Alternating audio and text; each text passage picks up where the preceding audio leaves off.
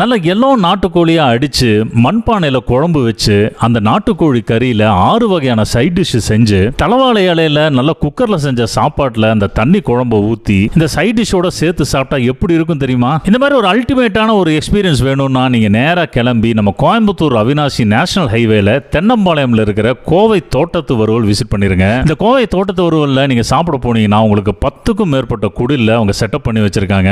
இவங்க கிட்ட பண்ண கோழியோ பிராய்லர் கோழியோ எல்லாம் கிடையாதுங்க. ஒரிஜினல் நாட்டுக்கோழி உபயோகப்படுத்தி தான் எல்லா சமையலும் பண்றாங்க. 1 கிலோ நாட்டுக்கோழி சமைச்சு கொடுக்கறதுக்கு இவங்க 1200 சார்ஜ் பண்ணிட்டு இருக்காங்க.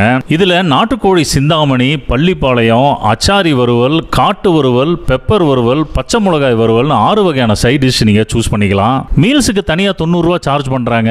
அதுல உங்களுக்கு நாட்டுக்கோழி தண்ணி குழம்பு, தக்காளி ரசம், பச்சை புளி ரசம், தாளிச்ச தயிர் இதெல்லாமே வந்துடும். இந்த கோவை தோட்டத்தவரோட கான்டாக்ட் நம்பர் கீழே கொடுத்துருக்கேன். நீங்க போறதுக்கு ஒரு 1 மணி நேரம் முன்னாடி கூப்பிட்டு மறக்காம ஆர்டர்